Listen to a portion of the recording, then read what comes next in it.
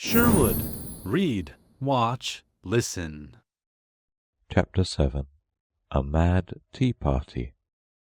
There was a table set out under a tree in front of the house, and the March Hare and the Hatter were having tea at it. A dormouse was sitting between them, fast asleep, and the other two were using it as a cushion, resting their elbows on it and talking over its head.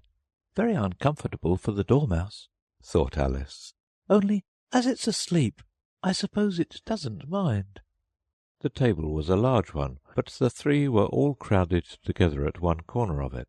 No room, no room, they cried out when they saw Alice coming. There's plenty of room, said Alice indignantly, and she sat down in a large armchair at one end of the table. Have some wine, the March Hare said in an encouraging tone. Alice looked all round the table, but there was nothing on it but tea. I don't see any wine, she remarked. There isn't any, said the March Hare. Then it wasn't very civil of you to offer it, said Alice angrily. It wasn't very civil of you to sit down without being invited, said the March Hare. I didn't know it was your table, said Alice. It's laid for a great many more than 3. Your hair wants cutting, said the Hatter. He had been looking at Alice for some time, with great curiosity, and this was his first speech. You should learn not to make personal remarks, Alice said with some severity. It's very rude. The Hatter opened his eyes very wide on hearing this, but all he said was, Why is a raven like a writing desk? Come, we shall have some fun now, thought Alice. I'm glad they've begun asking riddles. I believe I can guess that, she added aloud. Do you mean that you think you can find out the answer to it? Said the March Hare. Exactly so, said Alice. Then you should say what you mean, the March Hare went on. I do, Alice hastily replied. At least I mean what I say. That's the same thing, you know. Not the same thing a bit, said the Hatter. You might just as well say that I see what I eat is the same thing as I eat what I see. You might as well say, added the March Hare, that I like what I get is the same thing as I get what I like. You might as well say, added the Dormouse, who seemed to be talking in his sleep, that I breathe when I sleep is the same thing as I sleep when I breathe. It is the same thing with you, said the Hatter, and here the conversation dropped, and the party sat silent for a minute, while Alice thought over all she could remember about ravens and writing desks, which wasn't much. The Hatter was the first to break the silence. What day of the month is it? He said, turning to Alice. He had taken his watch out of his pocket, and was looking at it uneasily, shaking it every now and then, and holding it to his ear. Alice considered a little, and then said, The 4th. 2 days wrong, sighed the Hatter. I told you butter wouldn't suit the works, he added, looking angrily at the March Hare. It was the best butter, the March Hare meekly replied. Yes, but some crumbs must have got in as well, the Hatter grumbled. You shouldn't have put it in with the bread knife. The March Hare took the watch and looked at it gloomily. Then he dipped it into his cup of tea and looked at it again, but he could think of nothing better to say than his first remark. It was the best butter, you know. Alice had been looking over his shoulder with some curiosity. What a funny watch, she remarked. It tells the day of the month, and doesn't tell what o'clock it is. Why should it? Muttered the Hatter. Does your watch tell you what year it is? Of course not, Alice replied very readily. But that's because it stays the same year for such a long time together. Which is just the case with mine, said the Hatter. Alice felt dreadfully puzzled. The Hatter's remark seemed to have no sort of meaning in it, and yet it was certainly English. I don't quite understand you, she said, as politely as she could. The Dormouse is asleep again, said the Hatter, and he poured a little hot tea upon its nose. The Dormouse shook its head impatiently, and said without opening its eyes, Of course, just what I was going to remark myself. Have you guessed the riddle yet? The Hatter said, turning to Alice again. No, I give it up, Alice replied. What's the answer? I haven't the slightest idea, said the Hatter. Nor I, said the March Hare. Alice sighed wearily. I do think you might do something better with the time, she said, than waste it in asking riddles that have no answers. If you knew time as well as I do, said the Hatter, you wouldn't talk about wasting it. It's him. I don't know what you mean, said Alice. Of course you don't, the Hatter said, tossing his head contemptuously. I dare say you never even spoke to time. Perhaps not, Alice cautiously replied. But I know I have to beat time when I learn music. Ah, that accounts for it, said the Hatter. He won't stand beating. Now, if you only kept on good terms with him, he'd do almost anything you liked with the clock. For instance, suppose it were 9 o'clock in the morning, just time to begin lessons. You'd only have to whisper a hint to time, and round goes the clock in a twinkling. 1:30, time for dinner. I only wish it was, the March Hare said to itself in a whisper. That would be grand, certainly, said Alice thoughtfully. But then I shouldn't be hungry for it, you know. Not at first, perhaps, said the Hatter. But you could keep it to 1:30 as long as you liked. Is that the way you manage? Alice asked. The Hatter shook his head mournfully. Not I, he replied. We quarrelled last March, just before he went mad, you know, pointing with his teaspoon at the March Hare.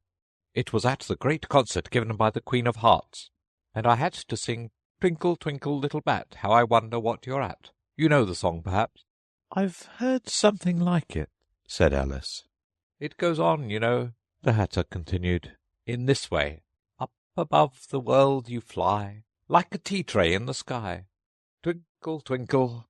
Here the Dormouse shook itself and began singing in its sleep. Twinkle, twinkle, twinkle, twinkle, and went on so long that they had to pinch it to make it stop. Well, I'd hardly finished the first verse, said the Hatter, when the Queen jumped up and bawled out, He's murdering the time! Off with his head! How dreadfully savage! exclaimed Alice. And ever since that, the Hatter went on in a mournful tone, he won't do a thing I ask. It's always 6 o'clock now. A bright idea came into Alice's head. Is that the reason so many tea things are put out here? she asked. Yes, that's it, said the Hatter with a sigh. It's always tea time, and we've no time to wash the things between whiles. Then you keep moving round, I suppose, said Alice. Exactly so, said the Hatter, as the things get used up. But what happens when you come to the beginning again? Alice ventured to ask. Suppose we change the subject, the March Hare interrupted, yawning. I'm getting tired of this. I vote the young lady tells us a story. I'm afraid I don't know one, said Alice, rather alarmed at the proposal.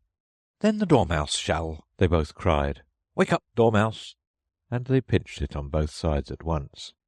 The Dormouse slowly opened his eyes. I wasn't asleep, he said in a hoarse, feeble voice. I heard every word you fellows were saying. Tell us a story, said the March Hare. Yes, please do, pleaded Alice. And be quick about it, added the Hatter, or you'll be asleep again before it's done. Once upon a time there were 3 little sisters, the Dormouse began in a great hurry. And their names were Elsie, Lacie, and Tilly, and they lived at the bottom of a well. What did they live on? said Alice, who always took a great interest in questions of eating and drinking. They lived on treacle, said the Dormouse, after thinking a minute or two. They couldn't have done that, you know, Alice gently remarked. They'd have been ill. So they were, said the Dormouse. Very ill. Alice tried to fancy to herself what such an extraordinary way of living would be like, but it puzzled her too much, so she went on. But why did they live at the bottom of a well? Take some more tea, the March Hare said to Alice, very earnestly. I've had nothing yet, Alice replied in an offended tone. So I can't take more. You mean you can't take less, said the Hatter. It's very easy to take more than nothing. Nobody asked your opinion, said Alice. Who's making personal remarks now? the Hatter asked triumphantly. Alice did not quite know what to say to this, so she helped herself to some tea and bread and butter, and then turned to the Dormouse and repeated her question. Why did they live at the bottom of a well? The Dormouse again took a minute or two to think about it, and then said, It was a treacle well. There's no such thing. Alice was beginning very angrily, but the Hatter and the March Hare went, "Shh, shh," and the Dormouse sulkily remarked, If you can't be civil, you'd better finish the story for yourself. No, please go on. Alice said very humbly.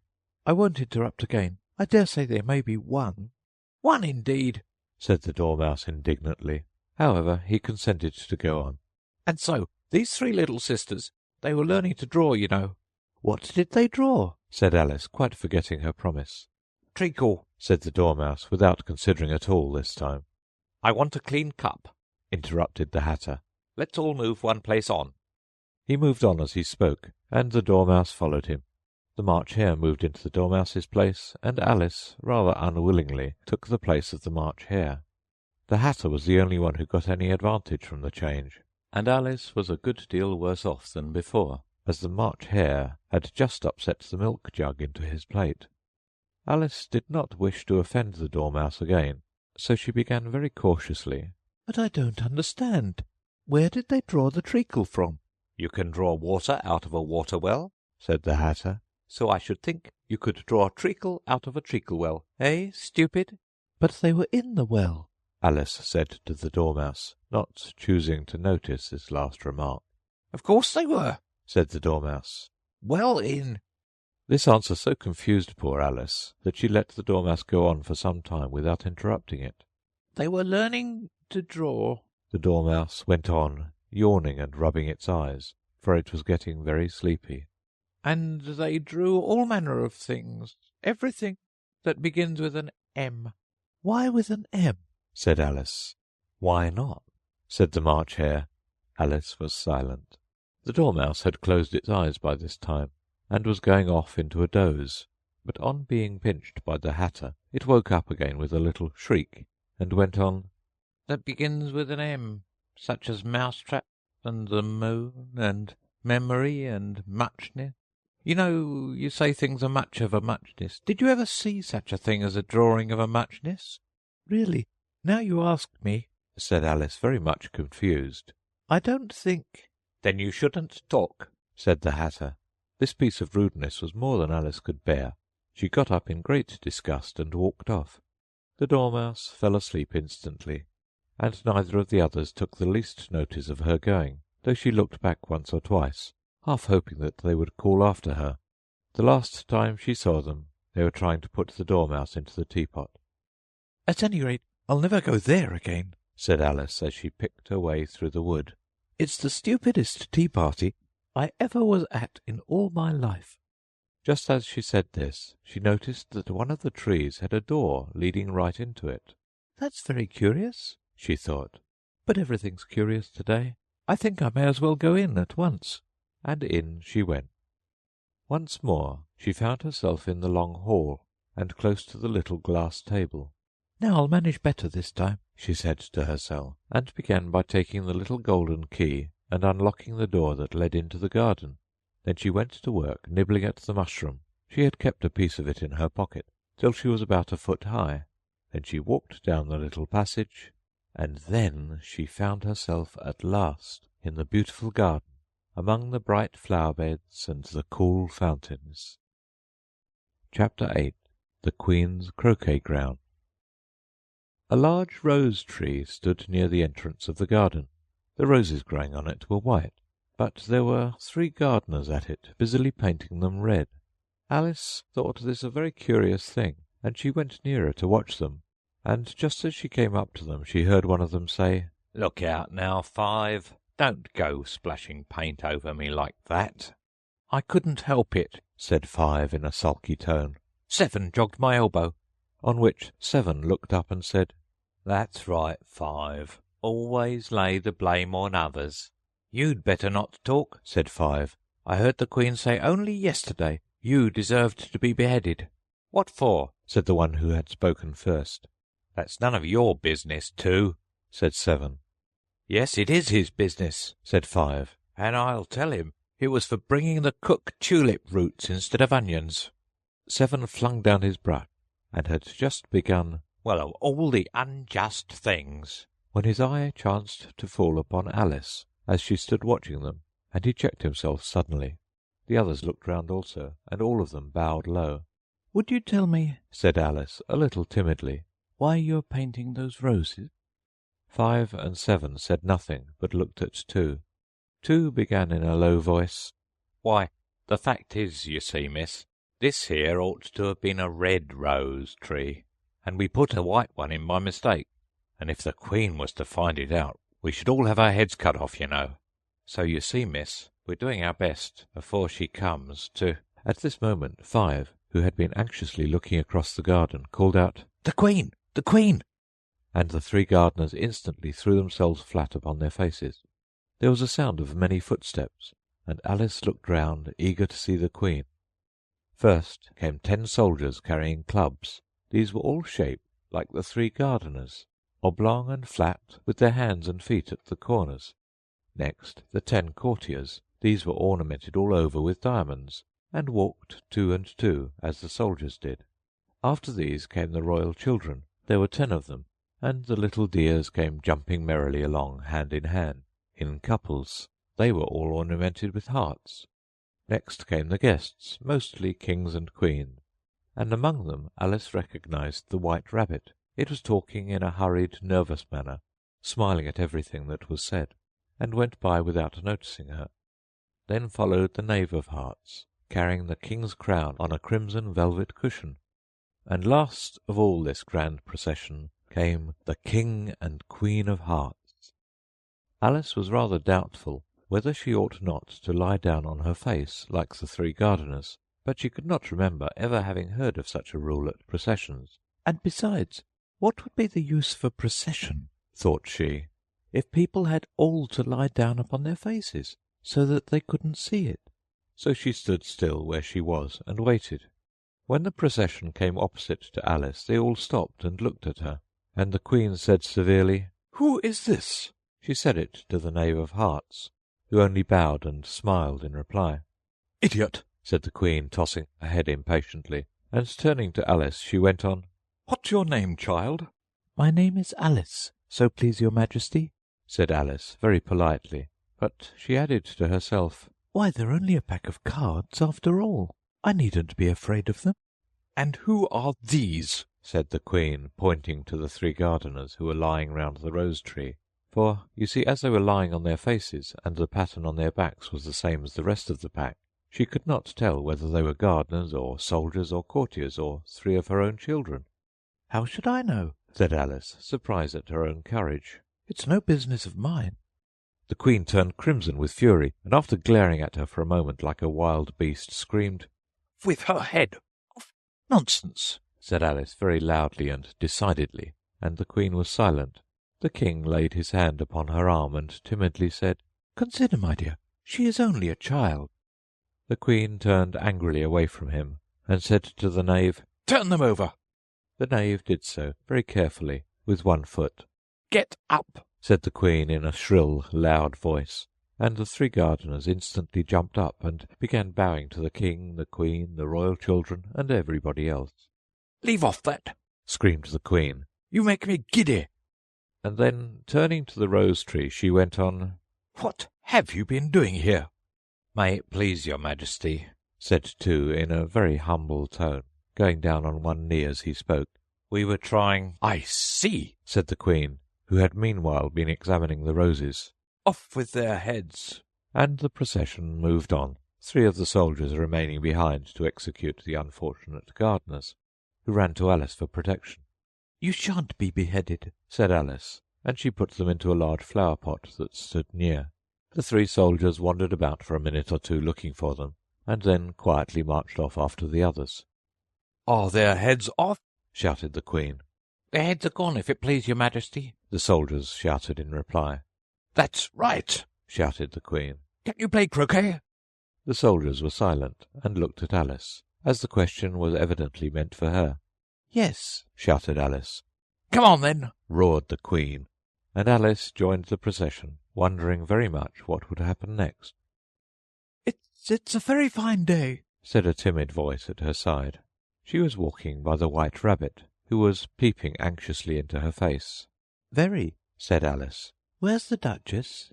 "Hush, hush," said the rabbit in a low, hurried tone, He looked anxiously over his shoulder as he spoke, and then raised himself upon tiptoe, put his mouth close to her ear, and whispered, "She's under sentence of execution." "What for?" said Alice. "Did you say, 'What a pity'?" The rabbit asked. "No, I didn't," said Alice. "I don't think it's at all a pity. I said, 'What for?'" "She boxed the Queen's ears," the rabbit began. Alice gave a little scream of laughter. "Oh, hush," the rabbit whispered in a frightened tone. "The Queen will hear you. You see, she came rather late, and the Queen said—" "Get to your places!" shouted the Queen in a voice of thunder, and people began running about in all directions, tumbling up against each other. However, they got settled down in a minute or two, and the game began. Alice thought she had never seen such a curious croquet ground in all her life. It was all ridges and furrows. The balls were live hedgehogs, the mallets live flamingos, and the soldiers had to double themselves up and to stand on their hands and feet to make the arches. The chief difficulty Alice found at first was in managing her flamingo. She succeeded in getting its body tucked away comfortably enough under her arm, with its legs hanging down, but generally, just as she had got its neck nicely straightened out, and was going to give the hedgehog a blow with its head, it would twist itself round and look up into her face with such a puzzled expression that she could not help bursting out laughing. And when she had got its head down and was going to begin again, it was very provoking to find that the hedgehog had unrolled itself and was in the act of crawling away. Besides all this, there was generally a ridge or furrow in the way wherever she wanted to send the hedgehog to, and as the doubled-up soldiers were always getting up and walking off to other parts of the ground, Alice soon came to the conclusion that it was a very difficult game indeed. The players all played at once without waiting for turns, quarrelling all the while, and fighting for the hedgehogs, and in a very short time the Queen was in a furious passion and went stamping about and shouting, "Off with his head!" or "Off with her head!" about once in a minute. Alice began to feel very uneasy. To be sure, she had not as yet had any dispute with the Queen, but she knew that it might happen any minute. "And then," Thought she, "what would become of me? They're dreadfully fond of beheading people here. The great wonder is that there's anyone left alive." She was looking about for some way of escape, and wondering whether she could get away without being seen, when she noticed a curious appearance in the air. It puzzled her very much at first, but after watching it a minute or two she made it out to be a grin, and she said to herself, "It's the Cheshire Cat. Now I shall have somebody to talk to." "How are you getting on?" said the cat, as soon as there was mouth enough for it to speak with. Alice waited till the eyes appeared, and then nodded. "It's no use speaking to it," she thought, "till its ears have come, or at least one of them." In another minute the whole head appeared, and then Alice put down her flamingo and began an account of the game, feeling very glad she had someone to listen to her. The cat seemed to think that there was enough of it now in sight, and no more of it appeared. "I don't think they play at all fairly," Alice began in rather a complaining tone. "and they all quarrel so dreadfully.